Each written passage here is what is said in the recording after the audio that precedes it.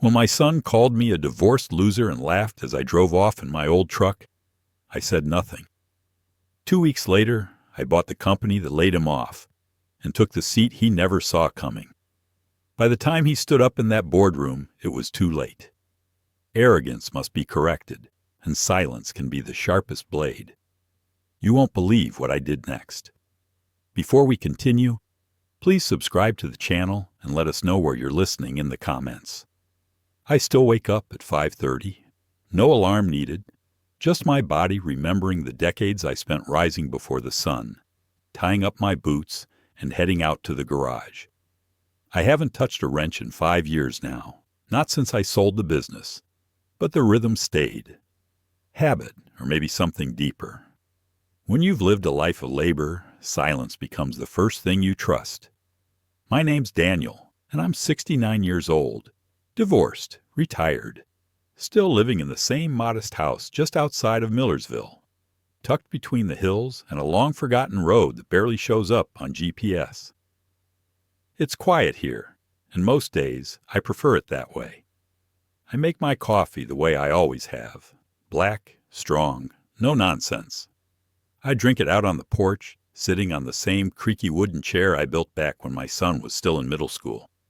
He helped me sand the armrests, got more dust on himself than the chair. That was a good day. We didn't have many like it after that. His name's Matt, 36. Lives in the city now, wears designer clothes and calls himself a strategic operations manager for some tech startup. I couldn't tell you what that means if you paid me. The last time I visited him, I wore my flannel jacket, and he asked if I owned a real coat. Said I looked like I just walked out of a thrift store. I told him the coat was older than him and still warmer than anything synthetic he could buy. He didn't laugh, but I did. I don't see him much. We talk maybe twice a year, if that. Last Christmas, he didn't call. This past birthday, he texted HBD, old man. I replied, thanks. Never heard back. Still, I sent him a card every year. Handwritten. Always include a photo. Him as a baby. Him riding the tractor with me. Him holding his first bike. Maybe I do it more for me than for him. Just something to remind myself that it was real once. That I did all that. I built an auto repair shop from nothing. Started in my 20s with a broken lift and a borrowed toolbox. By my 40s, I had 4 full-time mechanics, 2 bays, and more loyal customers than I could handle. I worked 6 days a week for 35 years. Missed vacations, anniversaries, hell. Almost missed Matt's high school graduation when a client's transmission blew 2 towns over. I gave him everything I had, even when things between me and his mother fell apart. She said I was emotionally absent. Said I lived in the shop, not the marriage. Maybe she was right. I didn't fight her when she left. I just signed the papers and packed the rest of her books into boxes she never picked up. She moved across the country. Matt stayed with me for a while. I tried. God knows I tried. But over time, I became the quiet background noise in his life. The man who paid for college, co-signed his first apartment lease, fixed his car when he didn't even ask. And I never complained. Not once. People like me, we don't talk much. We act. We build. We endure. Even when it hurts. Especially when it hurts. I still drive the same Ford pickup I did 20 years ago. The same one I gave to Matt when he turned 16. I spent a month restoring it. Painted it navy blue. Rebuilt the carburetor myself. Even stitched the torn leather on the seats. I handed him the keys with tears in my eyes. He drove it for 2 years before trading it in for something sleeker. I bought it back from the lot. Didn't tell him. Still drive it to this day. The passenger seat still has the faded stain from the orange soda he spilled on our trip to Lake Tahoe. I never cleaned it. Never wanted to. It reminds me of the version of him I still talk to in my head. The version that asked me questions, wanted to ride in my truck, and called me Dad with awe in his voice. Now I'm just Daniel, or more recently, a divorced loser.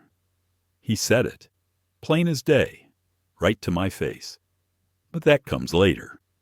This part of the story, the part I'm telling you now, this was still the quiet before the storm. The last few days before my world tilted again, before the betrayal showed up in broad daylight, before the laughter, before the cold silence, before I walked into that building and made him stand up. It started with a phone call I wasn't supposed to hear, or rather a call Matt forgot to hang up properly. I had tried to reach him earlier that week, left a message. Nothing urgent, just checking in. The house had flooded a bit from the storm, and I figured I'd finally replace the gutters like I'd been putting off for years. I remembered he once helped me clean the roof, back when he still called on Sundays. I thought maybe he'd want to swing by, lend a hand, or at least talk for a few minutes. He didn't pick up, but a few hours later my phone rang. His name flashed on the screen. I answered. Matt? He didn't hear me. Instead, I heard laughter in the background, faint but sharp. Voices. A group of people, maybe coworkers or friends. Then Matt's voice, clear as anything. Nah, that was just my dad. Probably calling to talk about car parts again. He's still driving that rust bucket. Guy's a walking stereotype. Divorced, broke, still clinging to the past. More laughter. Then someone asked, He's still around? Matt replied, Unfortunately. Every holiday he tries to invite himself. I usually ignore it. He doesn't get the hint. Can't blame him, I guess. His whole life ended when Mom left. He just never moved on. I stood there holding the phone, breathing through my nose, heart sinking like an anchor through my chest. I didn't hang up. I just listened, quiet as I could, to the sound of my own son turning me into a punchline. It wasn't what he said that hurt the most. It was how easily he said it. Like I was some outdated piece of furniture he couldn't throw away yet. After a few more lines I won't repeat, he must have realized the call was still active. There was a pause. Then, click, the line went dead. I stood in my kitchen, the same kitchen I had rebuilt after the divorce, staring at the calendar on the wall. I hadn't marked Christmas yet. I was waiting to see if he'd call. I guess that was my answer. The next day I got a package from him. No note, no return label. Inside was a store-bought gift basket. Crackers, jam, a tiny jar of caviar. Something a corporate assistant probably picked. Something meaningless. There was a sticker on the side. Happy Holidays from the Stratop team. Strategic Operations. Not from Matt, my son. From a brand. From a role. From a title he wears like a suit of armor. I didn't touch the basket. I slid it under the sink with the unopened wine from last year's client gift. Out of sight. Later that week, I drove out to the cemetery where my parents were buried. I sat on the bench for a while, watching the trees shift in the wind. I didn't cry, not then. But I did talk. To my father. To the man who raised me with quiet expectations and calloused hands. I told him I was sorry. For whatever crack I passed down. For wherever I failed as a father. For becoming a man whose only son now talks about him like a burden. And I promised something that day, as the clouds moved slow and heavy above the hills. I wouldn't let the story end like this. Not with silence, not with shame, and certainly not with a laugh at my expense. It was a Thursday afternoon when the phone rang again. I'd spent the morning out in the shed rearranging some old toolboxes and oil cans, trying to find something that didn't feel like sorting through ghosts. The old place had too many echoes in it, from my wife's perfume that never quite left the hallways, to my son's laughter when he used to run barefoot through the kitchen. These days, the only footsteps I hear are my own. When I saw Matt's name flash on the screen, my thumb hovered over the answer button longer than it should have. A part of me hoped it was a mistake, a butt dial, Maybe a message left by accident. But no, this time he meant to call. "Hey," he said, like we'd spoken just yesterday. I waited. There was no apology, no explanation for the voicemail he left playing while I heard him mock my entire existence. Just his voice, sharp, impatient, like he had somewhere better to be. He sounded exactly like the kind of man who would roll his eyes at old stories and call kindness sentimental baggage. "I need a favor," he said next. That was it. 3 words. Not, "How are you?" or "I'm sorry for what I said." Just the same tone he used when asking for jumper cables as a teenager. I stood there by the kitchen window, staring out at the tree I planted when he was born. Its branches were heavy now, bent with years. I couldn't tell if it had thrived or suffered like I had. Maybe a little of both. "What do you need?" I asked. I didn't say it warmly. I didn't say it coldly. Just flat. A man reading lines from a script he already knew the ending to. "Work's been rough," Matt started. "They did layoffs this week. Whole department gone. Restructuring, politics, the usual crap. I'm lining up a few interviews, but I need to cover rent for a month or 2. You know, just until it levels out." He delivered it smoothly, like he'd practiced it. Like he thought this version of the story would go over better than the truth. I could feel the heat in my chest starting to build. Not anger, not quite. More like pressure. Something pressing behind my ribs, waiting to release. I wanted to ask, why me? But I already knew the answer. Because he thought I still owed him. Because in his eyes my whole life was just a prelude to his. Because I was the man who never said no. Until now. "I heard your call," I said quietly. He didn't respond right away. "The one you forgot to hang up," I added. "Heard every word." There was a long pause. Then a soft, disbelieving, "What?" "I heard you laugh. I heard what you said about me. About the truck. About being a divorced loser. About holidays. About Mom." Another pause. This one heavier. "You're taking that out of context," he said finally, voice colder now, more defensive. "It was just a joke. You know how people talk when they're blowing off steam." "You meant it." "Even if I did," he snapped, "maybe that's because you never listen unless you're hurt." He was unraveling, shifting the blame. That was always his way. Back when he got caught cheating on tests. Back when he got pulled over with beer in the back seat. It was always someone else's fault. "You want to talk about hurt?" I asked. "I'm calling for help, and you're digging up some stupid voicemail?" I didn't answer right away. I let the silence do the work. He filled it, like he always did, with arrogance. "You know what? Never mind. I forgot who I was talking to. A guy with grease under his nails and no degree. You think fixing engines makes you smart? You're a relic. Just a divorced loser sitting in a chair that nobody visits." There it was. The words that sat like gravel in my chest. The version of my son I never wanted to see fully. Now standing in front of me, no filter, no mask.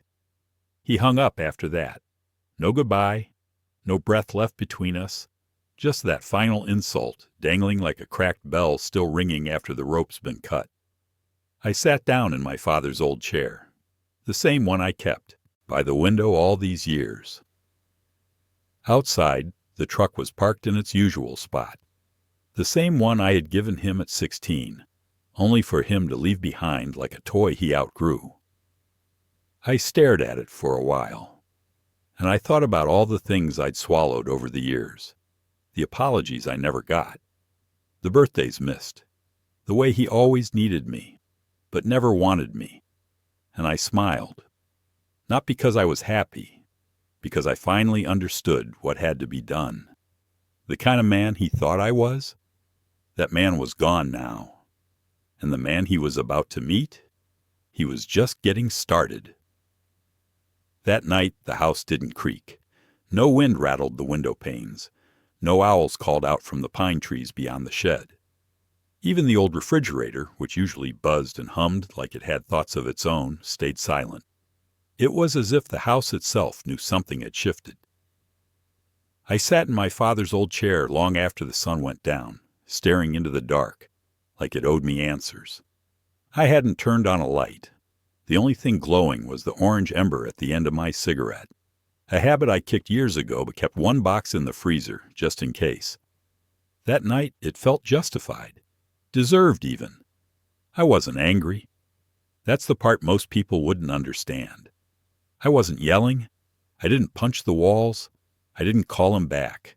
I didn't scream at the air or curse God or fate or the poor job I must have done raising him. None of that. I just sat in the silence and let the words he'd thrown at me echo over and over. Divorced loser. Grease under his nails. No one visits. There are some insults that bounce off you, and some that lodge themselves into your ribs like dull knives. Not sharp enough to kill you, just sharp enough to stay. The thing is, I used to think I could earn his respect back. That if I was patient enough, quiet enough, supportive enough, he'd eventually see me again. The man who stayed. The man who gave him everything. The man who worked double shifts so Matt could have new cleats for soccer and books for college that he never even cracked open. But now I saw the truth. He wasn't just ungrateful. He was entitled to his own version of me. One he built over years of mockery and dismissiveness. One that fit neatly into the polished world he wanted to live in. And I had allowed it for far too long. I walked over to the closet and pulled out the old metal box I kept buried under blankets. Inside was everything important.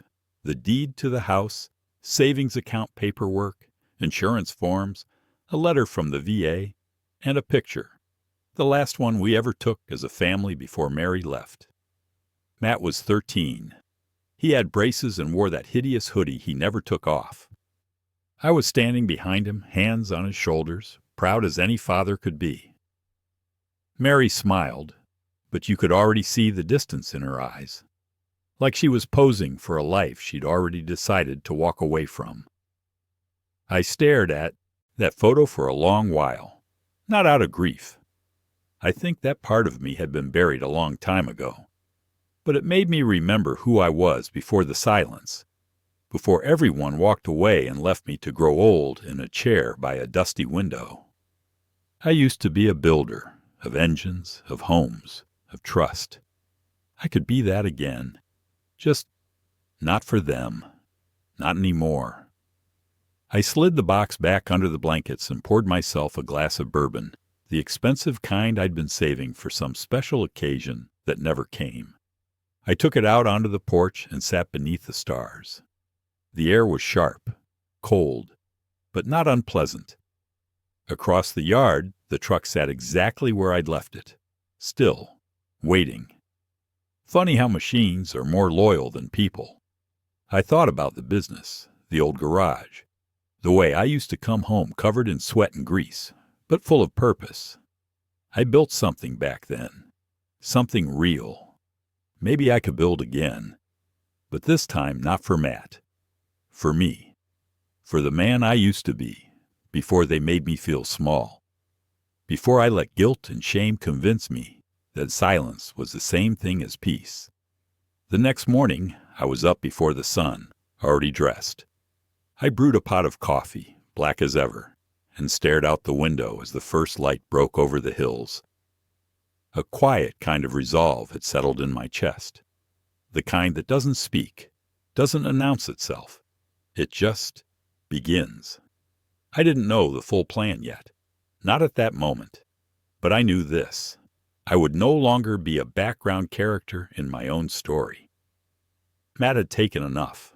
My silence had cost me enough. It was time to take something back, something more than dignity, something he'd never see coming. I wasn't born into wealth. My father was a machinist. My mother cleaned houses. We had a small home with mismatched furniture and a fridge that only worked when you kicked it. But I never felt poor. Not once. My father's hands were always covered in metal dust, his shirts patched and thin. But he never let me go to bed hungry or without pride. When things broke, we fixed them. When we couldn't fix them, we adapted. That's what men like him did. What men like me do. I was 15 when I first fell in love with machines. My uncle let me shadow him at the body shop one summer. Told me to sweep the floors. But I couldn't keep my eyes off the engines, the way they breathed back to life after being pulled apart. The order, the logic, the noise, they made sense to me. By 21, I had a small toolbox, 2 hands that never stopped shaking from work, and a head full of dreams no one else believed in. At 24, I married Mary. She was softer than me, sweeter, the kind of woman who ironed napkins for dinner and corrected your grammar mid-sentence. I loved her in a quiet way, the way men like me do, not with flowers or poetry, but with steady presence, with roofs that never leaked and tanks that were never empty, with hands that ached from labor but still built, cribs and rocking chairs. When Matt was born, I held him and felt something break open in my chest. I didn't cry. I just held him tighter than I probably should have, like the world might try to take him back. He had lungs on him, and a grip, even then, like he didn't want to let go. I swore I'd never miss a moment. And I didn't, not really.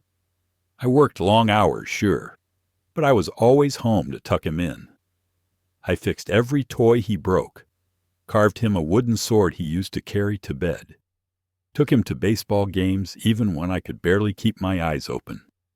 There was this one night, he was about 8, and it had rained for hours. Thunder shook the whole house. He came running into our room, crawled between us, and whispered, "Will the roof fall?" "No," I told him. "I built it myself." He slept soundly after that. I remember the first time he got hurt at school. Some bully knocked him over on the playground. He came home with a scraped elbow and watery eyes. I sat him down, cleaned the wound, and told him something my father once told me. Pain teaches you where your edges are, and who stands with you when you bleed. For a while, he believed me. For a while, I think he loved me like a hero. But then Mary left. She said I had grown too quiet, too steady, that the marriage felt more like maintenance than passion. She wanted someone who talked, not someone who showed love by replacing the broken water heater without saying a word. She didn't fight for Matt. She said he needed structure. So he stayed with me, for a few years at least.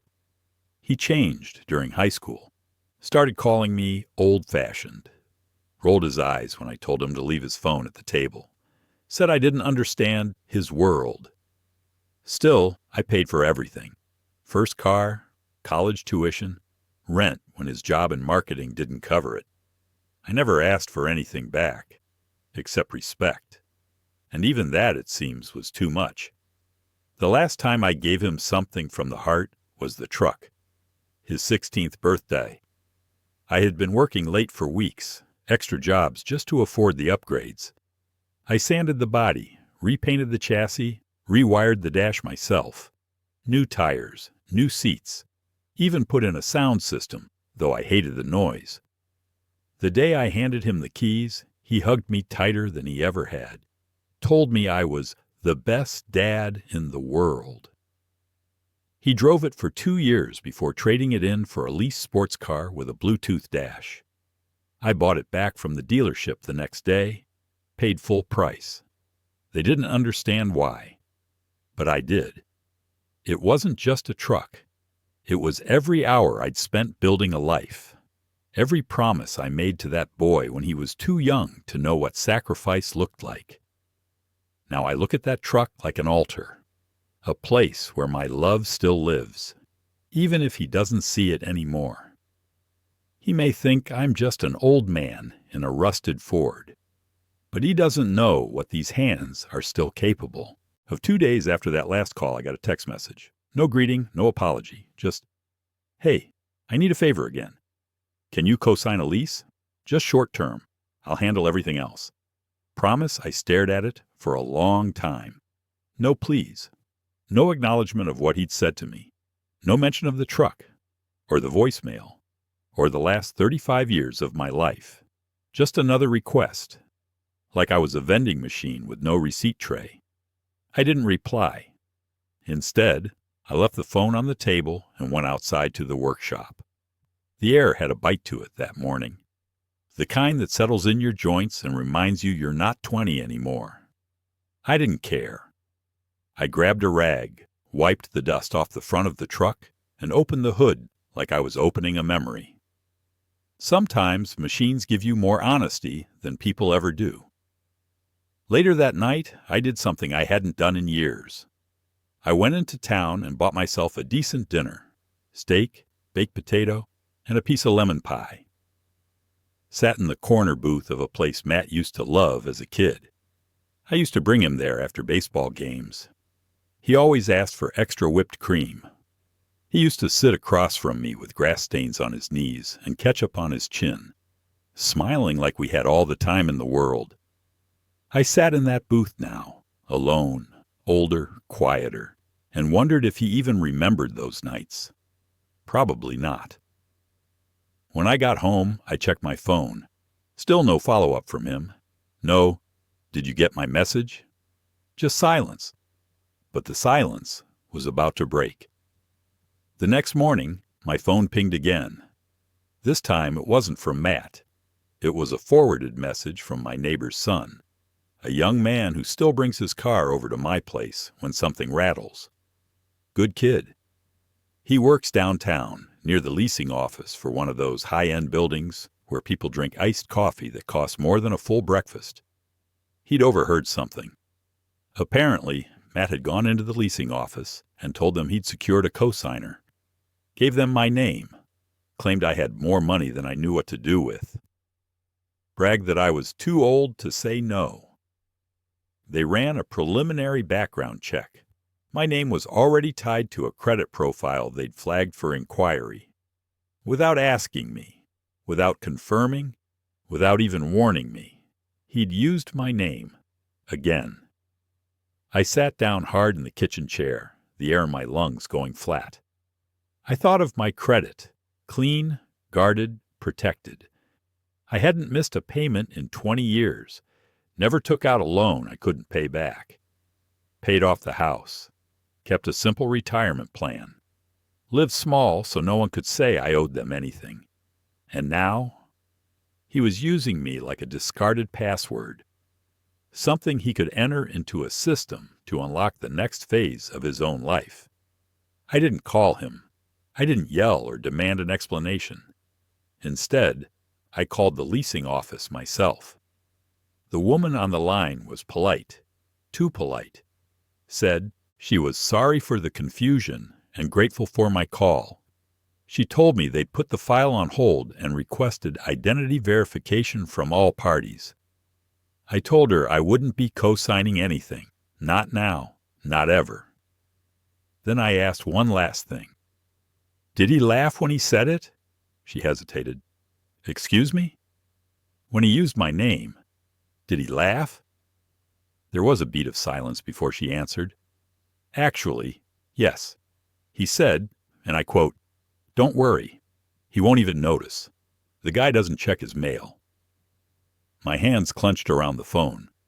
I thanked her, hung up, and sat in the dark kitchen with the receipt of betrayal pressed into my memory. He thought I was that out of touch, that unaware, that irrelevant. He'd forgotten that I built my entire life checking every bolt, every signature, every oil leak, that I knew how things failed, and more importantly, how to fix what others broke. But this wasn't just a leak. This was rot, and it ran deep. For a long time, I'd told myself that maybe Matt was just lost, caught in a culture that rewarded flashover foundation.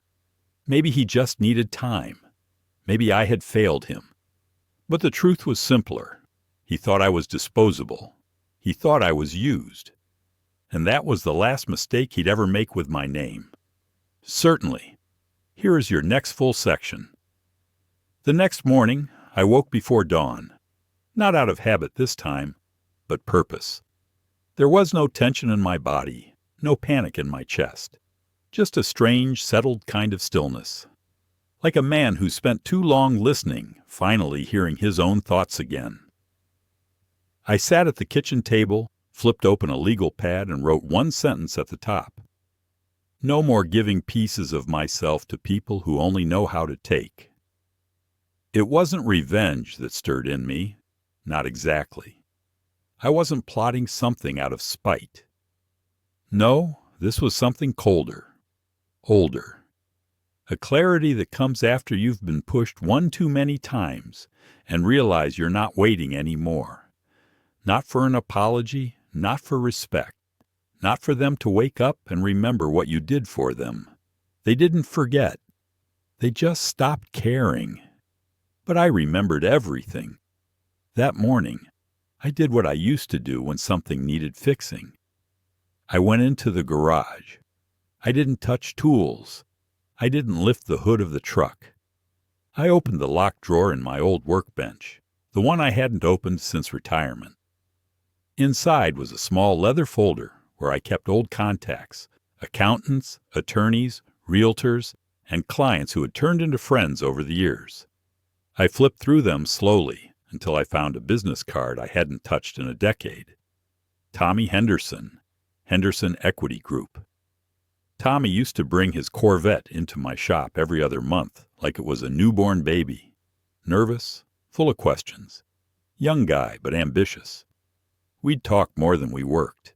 He told me about his dreams, finance, investments, building a portfolio strong enough to change people's lives. At the time, I thought it was just talk. But over the years, I heard things. That he'd done well. That he owned multiple companies now, including a few startups. I picked up the phone and called the number. To my surprise, he answered on the third ring. Tommy Henderson, he said, crisp and clean like a man who now wore suits tailored to people's expectations. Tommy, I said. It's Daniel Briggs. From Millersville Auto. There was a short pause, then laughter. Mr. Briggs. Hell, I thought you were halfway to Florida with a fishing pole by now. Retired, I said, but I've still got both hands and all my teeth. Still driving that old Ford? I smiled. Still runs better than half the Teslas in your parking lot. We caught up, briefly. I didn't need small talk. I needed something more valuable. Information. I asked about the company Matt worked for, the one that had restructured and laid him off. Tommy knew it instantly, knew the founders, knew the numbers, knew, too, that it was bleeding money and would likely be absorbed within the next 2 months by a parent company in his portfolio. Why do you ask? He said. Thinking of investing? I didn't answer right away. I didn't need to. But Tommy chuckled. Tell me what you're really after, Mr. Briggs. So I told him, not everything. Not about the insult or the voicemail or the forged credit check, but enough. Enough for him to understand that a man had drawn a line in the dirt and finally decided to step over it. He was quiet for a beat, then said, Well, you always did know how to tighten a bolt without stripping the thread. That was his way of saying, I'm in. I thanked him, hung up, and let out a breath I didn't know I'd been holding for months. I walked back out to the driveway and looked at the truck. It sat in the same place it always had, silent and ready. And for the first time in years, I didn't see something old. I saw something faithful. That night, I pulled out every document I had. Bank statements, property titles, trust accounts. I made sure every detail of my life was mine again. No open lines, no exposed credit. I froze anything he might have gotten access to. I contacted the bank, changed passwords, double-checked beneficiary names. He would find no doors unlocked anymore. He'd thrown his match, but I'd already doused everything in stone. The next day, I mailed the leasing office a notarized affidavit declining involvement. I requested written confirmation that my name would not be used on any binding documents. I copied the request to a lawyer I knew from years ago, a man who still owed me a favor after I kept his teenage son's DUI off the neighborhood radar. By the end of the week, my name was untouchable, and Matt had no idea. I wasn't shouting. I wasn't warning him. Because the thing about men like me is this: we don't announce storms. We just become them. Certainly, here is your next full section. By Monday morning, I had already made a second call to Tommy. This time, it wasn't just to catch up. I want in, I told him, not as a favor, not as a gesture, as a partner, silent, strategic. Tommy didn't hesitate. How much are we talking? Enough to make a dent, enough to raise eyebrows. He gave a low whistle through the line. I'll admit, I didn't see you coming, Briggs. That's the point. We set up a meeting for Thursday in a modest office in the next town over, somewhere quiet, off the radar, far from the sharp edges of Matt's world. In the days that followed, I gathered everything I needed. I sold a few old assets I hadn't touched in years, pulled funds from my retirement accounts, and even liquidated some savings bonds my father had left me. I wasn't reckless. I wasn't emptying the vault. I was investing in clarity, investing in the weight of my name, the same name my son had tried to use like a pawn, now becoming the signature that would undo him. At the meeting, Tommy walked me through the shell structure they'd used to acquire shares of the tech company Matt had once proudly posted about online, the one that had laid him off, the one hemorrhaging capital and teetering on the edge of acquisition, the one whose leadership had no idea that a ghost from the rural hills was about to become their majority voice. We'll build the LLC in another name, Tommy said, flipping through documents. Something unassuming. You won't be listed directly on the board until the ink's dry. Good. You sure you're ready for this? He asked. It's not just symbolic. You'll have power, real say. This is the company your son worked for, bragged about. I know. He looked at me for a long moment, then nodded. You always were the quiet type. I should have known there was something under the hood. That made me chuckle. There always is. Within a week, we had signed the papers. I wired the funds. Nothing dramatic. No headlines, no fanfare. But piece by piece, I became the man with the pen in the room. A room my son didn't even know existed.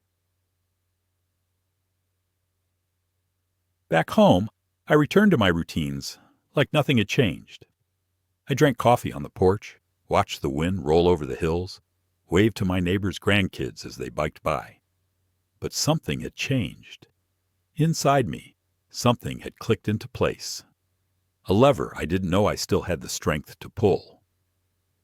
For too long, I'd thought the world belonged to people like Matt.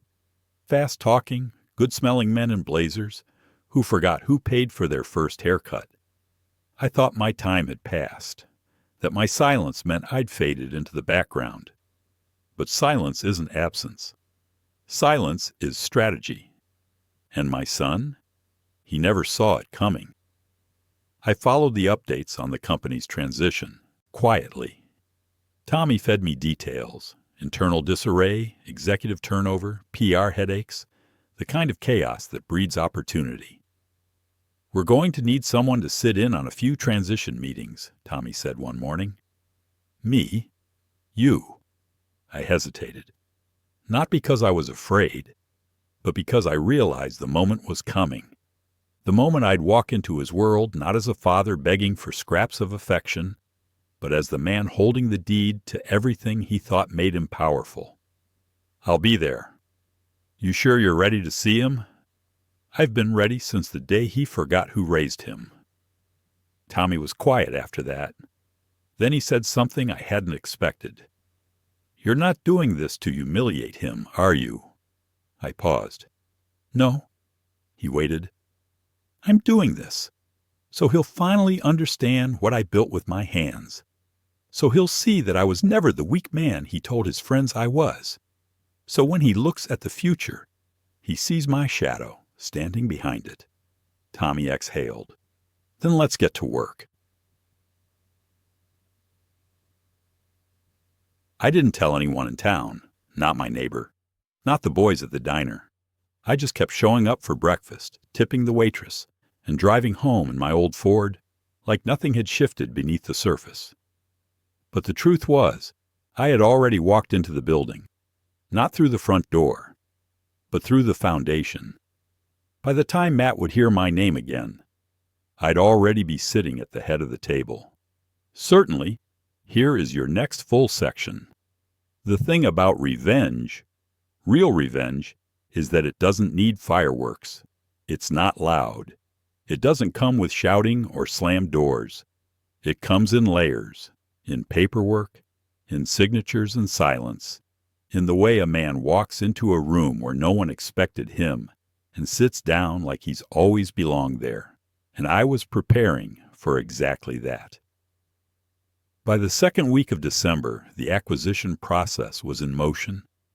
I had become the majority investor in the holding company that now controlled a controlling interest in Novacore Dynamics, the tech firm my son had once proudly bragged about working for on social media, posing with his coffee mug and corporate badge like he'd built the empire himself. What Matt didn't know, what no one on his end suspected, was that the man he called a divorced loser was now reviewing internal budgets, board reports, and staffing schedules. His name popped up in a flagged HR note. Former staff member Ethan Briggs restructured 3 weeks ago. Recently requested meeting with COO regarding rehiring or placement. I read the line twice. South. He was trying to get back in. I leaned back in my chair and let out a low breath. He had no idea. I didn't move to block the meeting. I didn't call ahead or interfere. Number, that wasn't the trap. The trap was letting him believe he still had power. Tommy and I met once more that week to prepare for the upcoming transition briefing. The outgoing CEO had requested a formal handoff, in person, with the new ownership group. Good timing, Tommy said, sliding the folder across the table to me. Company wants a press photo. Something internal but symbolic. New faces at the table, executives, visionaries, big words. And you want me in it? I don't want you in it. I need you in it. I looked at the photo list. Headshots of every department lead, interim board advisor, and regional partner. All of them slick, young, polished. Then there was me, Daniel Briggs, 69, gray around the edges, still wears work boots to meetings. I nodded. Let them line up. The following Thursday, I drove into the city wearing the only suit I owned, navy blue, no tie. The truck rumbled under me, steady as ever. I parked in the underground garage of the Novacore building, the same one my son had walked into for the past 5 years, never once thinking a man like me would someday pull in with keys to the kingdom. At the front desk, I gave my name. The receptionist blinked. Then she stood up straighter. Mr. Briggs, she said. We've been expecting you. She handed me a guest badge with a gold stripe. Executive access. I took the elevator to the 24th floor. The doors opened to a floor of glass and marble, all cold tones and filtered light. Sterile, expensive, the kind of place people confuse with importance. Inside the boardroom, people stood chatting in low voices, suits, laptops, tablets, all of them trying to look busy and important. I stepped inside. No one recognized me, not yet. I walked to the far end of the table, where Tommy waited, already standing. He smiled, subtle and knowing. Mr. Briggs, he said, and his voice carried, not loud, but clear enough for everyone to hear. Our lead partner has arrived. Heads turned, eyes blinked. Conversation stopped. A woman near the coffee station whispered something into her colleague's ear. Another man squinted at me, trying to place my face. And then, just outside the glass doors, I saw him. Matthew. He was walking toward the room, folder in hand, clearly not expecting anything unusual, until he looked up and saw me. He stopped mid-step. His hand hovered over the door handle, as if touching it would confirm a nightmare. I didn't flinch, didn't blink, didn't move, just met his eyes. Level, calm, undeniable. Tommy turned toward the doors and said, "Ah, I believe we're joined by Mr. Ethan Briggs." Every head swiveled toward Matt. He stood there, completely still. Then, hesitantly, he entered the room. His eyes darted across the room. Some people greeted him, others didn't. He gave a nod to someone in legal, then started walking down the side of the table, until he reached the empty chair opposite me. He looked at the nameplate. It read, Daniel Briggs, Executive Partner, Henderson Group. He froze. I didn't smile. I didn't gloat. I simply picked up my pen and clicked it once, sharp, clean. He sat down slowly. For the first time in his adult life, my son didn't have a thing to say. And the meeting hadn't even begun. Absolutely. Here is your next full section. The boardroom had gone still. You could hear the soft clink of a teaspoon against a porcelain cup as someone stirred their coffee too long just to avoid looking at me. I sat at the head of the table, pen resting on the notepad in front of me, my nameplate catching the overhead light like it had always belonged there. Across from me, my son sat rigid, his fingers laced together too tightly. He wasn't breathing evenly. I could tell by the way his chest moved, shallow and uncertain. His eyes flicked between me, Tommy, and the projector screen at the end of the room, like he was trying to wake up from a bad dream. But this wasn't a dream. This was his reckoning. The outgoing CEO began with formalities, quarterly figures, strategy handoffs, market analysis, the kind of language people in suits throw around when they want to sound smart and keep emotions out of business. I let him speak. I nodded when appropriate. All the while, I kept my eyes on Matt. He didn't look at me, not once, and I didn't force it, because some truths don't need to be shouted. They just need to exist. Halfway through the meeting, someone brought in a stack of folders, personalized greeting cards for every person in the room. They were thick, heavy with context and direction. When the assistant reached me, he handed me mine with both hands and said, "Mr. Briggs." I nodded. "Thank you." I waited until every folder had been passed around. Then very calmly, I slid a single sheet of paper out of my briefcase, one I had printed that morning, crisp and clean. I placed it gently on the table in front of me. A few people noticed, glanced over. I let the silence hang for a moment. Then I spoke. The first time I'd spoken since the meeting began. "I'd like to pause here," I said, my voice low but steady. "Before we go any further, I think there's something that needs to be acknowledged." The room quieted. Tommy looked at me and gave a slight nod. Matt looked up, only slightly, eyes hesitant, uncertain. I turned the document toward the center of the table. Printed at the top was a transcript, partial but precise. A voicemail recording. Nah, that was just my dad. Probably calling to talk about car parts again. He's still driving that rust bucket. Guy's a walking stereotype. Divorced, broke, still clinging to the past. You still talk to him? Unfortunately. Every holiday he tries to invite himself. I usually ignore it. Can't blame him, I guess. His whole life ended when Mom left. He just never moved on. Matt's head shot up. The color drained from his face. I didn't look at him. I addressed the room. This was recorded 3 weeks ago. I was on the other end of the line. No one moved, I continued. I've built things my entire life. With these hands. I lifted them slightly from the table, just enough for them to see the weathered skin, the calluses. A business, a home, a family. And for a long time, I thought being quiet, being consistent, was enough. I thought if I just showed up, worked hard and stayed present, the people I loved would understand the value of that. My eyes finally landed on Matt. He looked like a boy again. Small, nervous, trapped. But respect isn't inherited, I said. It's earned. And silence doesn't always mean weakness. Sometimes, it's the sound of someone planning. A few people shifted uncomfortably in their seats. Tommy sat back in his chair, hands folded, watching. Matt opened his mouth, probably to deny it, deflect, or spin the narrative. I raised one hand slightly, not angrily, just firmly. You don't get to speak right now. That froze him. I leaned forward just enough to let the gravity of my presence settle in the space between us.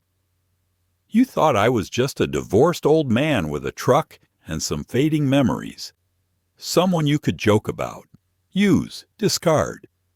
But I didn't disappear, Matt. I rebuilt, quietly, thoroughly. And I made sure that the next time you saw me, it would be on my terms. I slid the transcript back into my folder, then nodded toward the screen. Now let's finish the meeting. The room didn't speak for a full 10 seconds. Then the CEO cleared his throat and continued, stumbling slightly over his notes. Matt didn't say another word. Not because he was silenced by me, but because the truth had already said enough. Of course, here is your full next section. The meeting wrapped without another word from him. When it ended, people shook hands and made polite comments, avoiding eye contact with Matt the way people avoid looking at something that just fell from a great height. Some gathered around Tommy, others made their way out quickly, murmuring about next steps and action items. I remained seated. I wasn't in a hurry. I'd waited years for that moment, not to humiliate him, but to correct the narrative. Not just for the people in that room, for myself.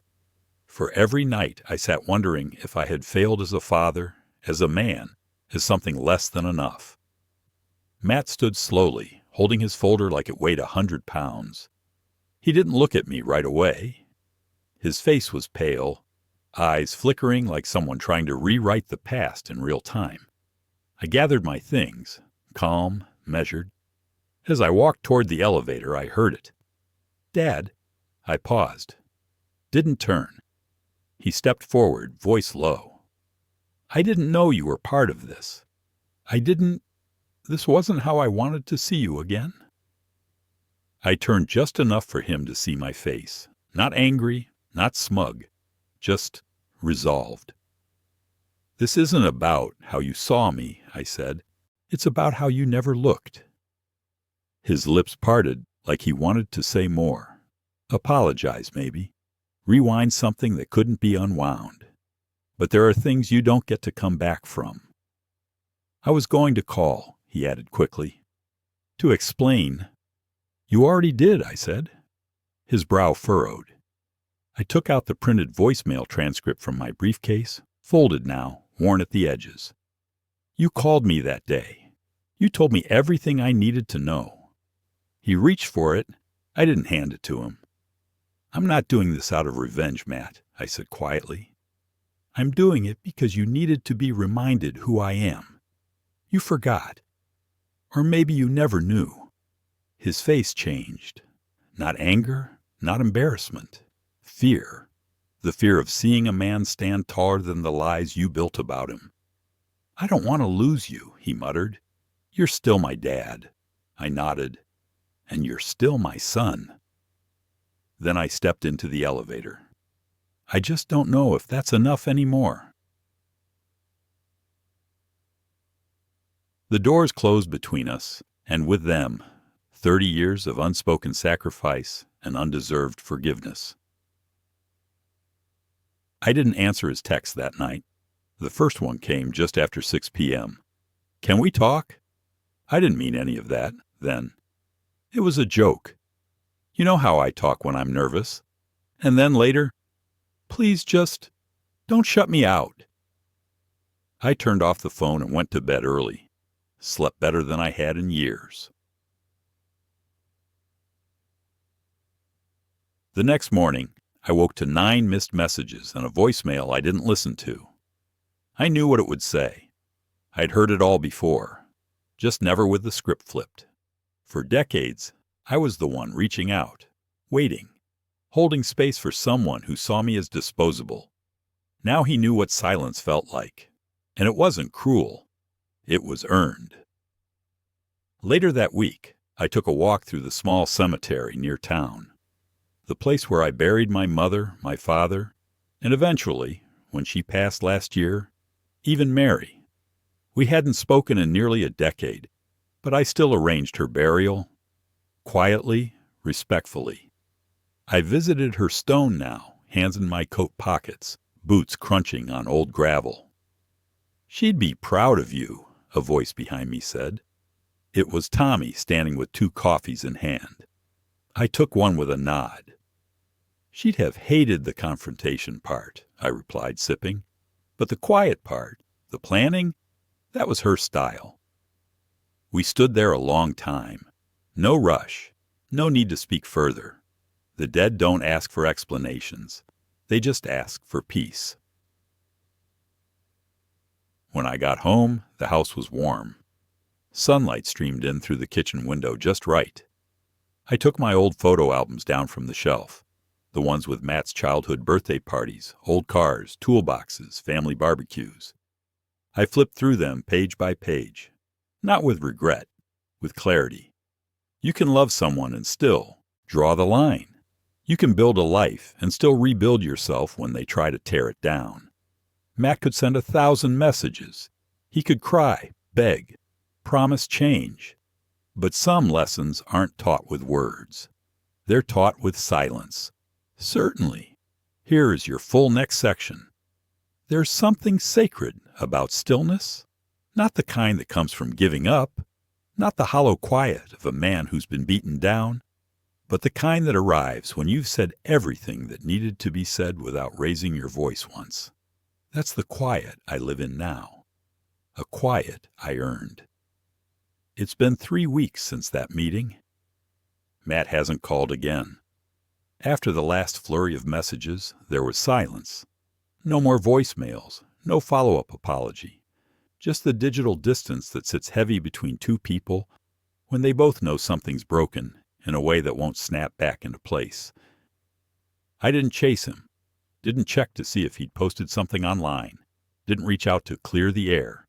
Because the air was clear. It had just never been honest before.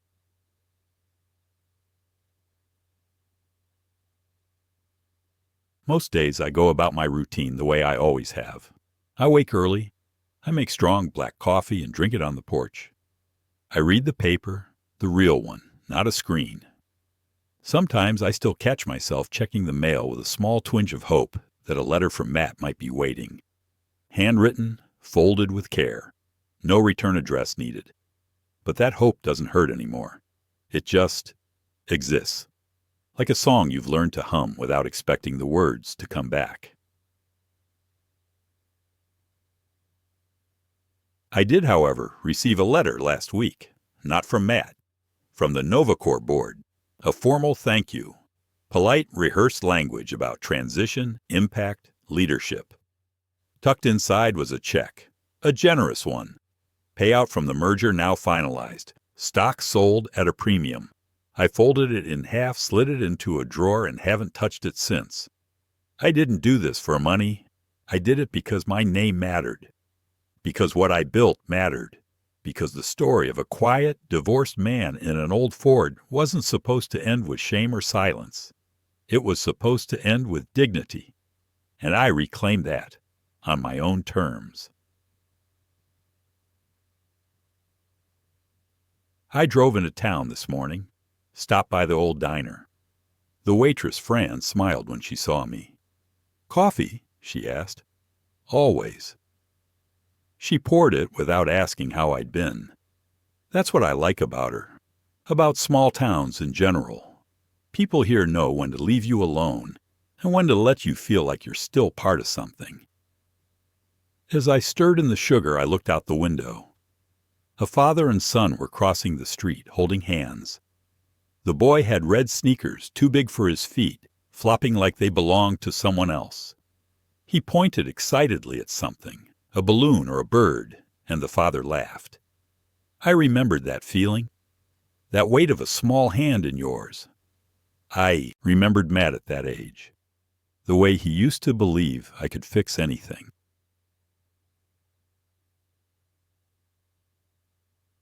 When I left the diner, I drove up the ridge overlooking the town.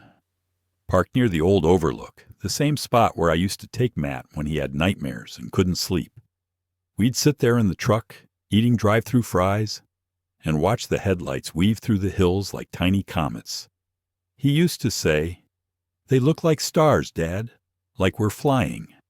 I sat there today with the windows down, breeze cutting through the cab, engine ticking in its familiar rhythm. I looked out at the road, thought about everything that road had given me, and everything it had taken. Then I turned the key and let the engine go quiet. That night, just before sunset, I walked to the back porch and stood barefoot on the cold wood planks. The sky was burning orange, streaked with violet and bruised blue. I could hear the wind brushing through the trees, slow, steady, like breath. I thought about how easy it is to disappear in this world, how fast people move on from those who built their roads, paid their bills, raised them when no one else would. But I also thought about legacy, not the kind they name buildings after, the kind that stays, quiet, solid, unshakable, in the foundation of someone's memory. And I realized something. Even if Matt never calls again, even if he never says sorry, even if he still tells stories about the old man in the truck to people who don't know any better, he'll remember that room. He'll remember my name on that folder. He'll remember that when the world around him collapsed, I was the one standing, and I didn't yell. I didn't hit back. I just became the weight he couldn't ignore. Absolutely. Here is your final section, serving as a quiet but powerful epilogue to complete the story. 3 weeks passed before anything came again. It arrived not as a phone call, not as a text, but as a letter, an actual handwritten letter. I found it in the mailbox tucked between a local water bill and a flyer for a roofing company I'd never heard of. No return address, just my name in handwriting. I recognized immediately, though it had grown shakier with age. Matthew. For a long moment, I didn't move. Just stood there with the envelope in my hand, heart steady, mind quiet. I took it inside, sat down at the kitchen table, the same place I once sorted his school permission slips, paid his college tuition, and folded his laundry when he forgot to. The envelope wasn't sealed well. Just a lick and a crease. I opened it. Inside was a single sheet of paper, lined, folded twice. His handwriting was uneven, hesitant, but not lazy. "Dad, I don't expect you to write back. And I don't blame you if you don't. You were right. I did forget who you were. I let my own pride turn you into something small in my mind, because it made me feel bigger. It was easier than admitting how much. I've depended on you my whole life. I've replayed that voicemail every day since you showed it to me. It makes me sick to think I said those things. I wish I could take it back. Not because you heard it, but because you didn't deserve any of it. Not after everything. You didn't ruin anything. You built everything. And I broke it. I don't know how to be the kind of man you are, but I'm trying. And I just hope, if nothing else, One day, I earned the right to shake your hand again. Matt. I sat back and folded the letter once neatly. I didn't cry, didn't smile, didn't rush to write a reply. Instead, I slid the letter into the drawer with the old photo albums and the worn-out baseball Matt caught in Little League. It rested beside the will I'd revised last spring and the pen I used to sign the company transfer. That drawer had held memories, pain, and legacy. Now it held an apology, a quiet one, not a fix, but a start. That evening, I sat on the porch again, this time with no coffee, no paper, just the wind and the weight of things finally said, and the even heavier ones left unspoken. He hadn't asked for forgiveness, and I hadn't given it. Not because I didn't want to, but because forgiveness isn't a sentence. It's a decision made in silence, over time, without announcement. Maybe one day I'll write back. Maybe I'll pick up the phone when it rings. But for now, the quiet is enough. The land is quiet. The truck is parked. And I, Daniel Briggs, the man they called a divorced loser, have reclaimed everything they thought I had lost. Not by shouting, but by becoming the consequence they never saw coming.